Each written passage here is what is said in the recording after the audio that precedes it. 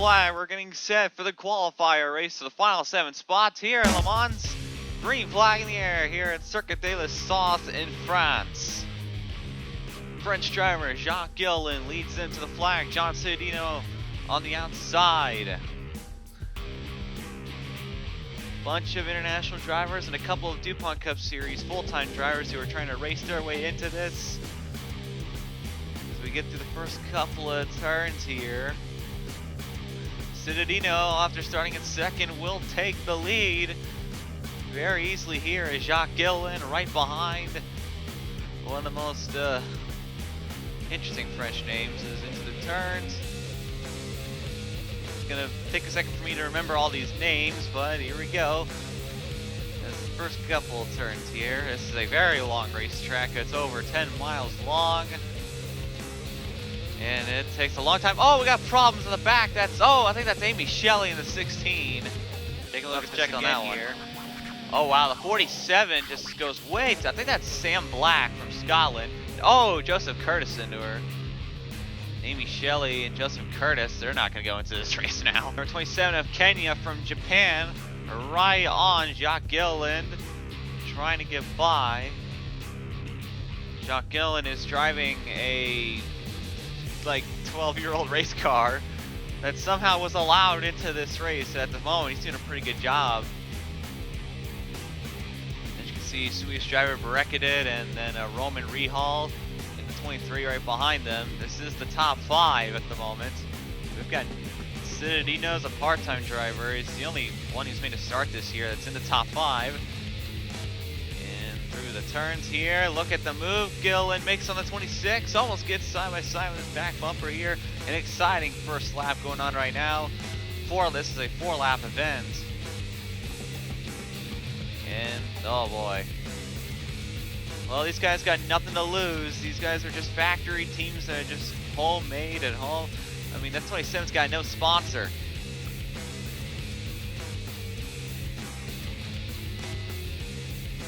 Oh boy. Oh goodness.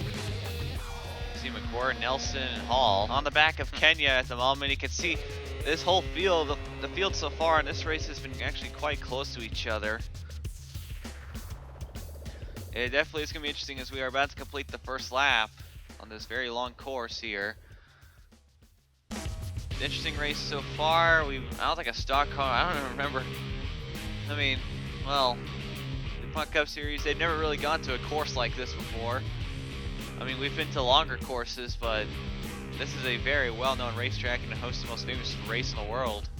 ARCSOA in the 34, you're looking at an ARCSOA Lights driver, or at least formerly one. He's driving a 34 one-off for this race, representing Germany. And wow, camera went bad there. Okay, back to that. Okay. This is not the first time ARCSOA has tried to enter one of these endurance races. He drove in the 3 Hours of Europa a couple of seasons ago, and he got a very good, if I remember correctly, 4th place finish. Driving a number 98, at the time it was a Toyota here, but we're 3 wide. Oh boy, oh goodness me, they save it. How did they not wreck that? I'll never know. Close call, a Swedish driver almost wrecked McWhirr into Silver Fox there. Here comes Ali Nelson, the 7, now to challenge. Crash in the back. Boy. Nico Hall and Carl Sinner would connect into each other, and it hit Sam Black, Jeffrey Finn guy, Antonio Valer, and the 01. He's a Hispanic driver.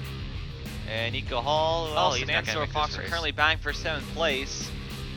Well, actually, they're battling for 6th place at the moment. Both these two are in the final 2 transfer spots, so they shouldn't really do anything too drastic. Nelson's still fighting for Rookie of the Year, and ARCSOA is trying to make another DuPont Cup Series appearance. But I'd say Nelson's situation is a lot more important. Carl Sanner is coming. He is starting to push forward as we're coming to 2 laps to go. Brandon McWhirr goes off track in the 38.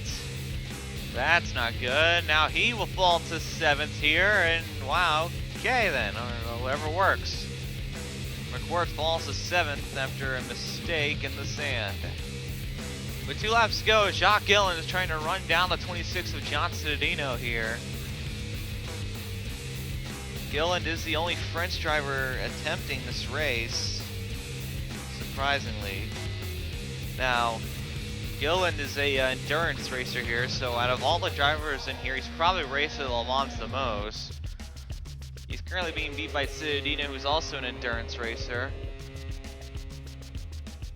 As you can see here, so Citadino's only been running the road course races so far this season, and he's done pretty well in almost all of them here. Down this long straightaway here. If Gillen can get by at the 26, it would probably show a lot here, but I'm not sure. On board, Carl Sander trying to run down Bracketed, who has the final transfer spot. It's been a while since we've seen Sander race in the DuPont Cup Series this year, and look how difficult this track will hurt your hands after a bit as he's trying to run down the Swedish driver. White flag in the air for the number 45 car as he is trying to race himself into this. Kenny Myatt's behind him. I don't think you can see him. But right now, Sander's got the fastest car on the racetrack as he is right on Bracketed right here. This is going to be the battle for the corner here, into the first chicane.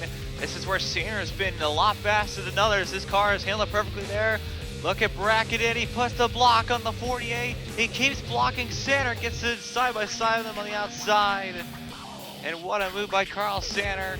Bracketed blocked, but he didn't want to be too aggressive. And Sander takes the final 7th place position to get him into this race. And the white flag, if he holds on to it, we'll have to see. It's where Bracketed is going to have to try and remake a move here. He has to hope Sander messes up. He does not. And we've got 3 white battling up ahead. The final chicane part off the final turn. John Citadino wins the one-off race here in Le Mans. Him, Gillen, Nelson, Silver Fox, McQuart, and Sander make it all in. And Kenya. That's your 7 drivers who qualified in. And Citadino looking to be a threat here at Le Mans.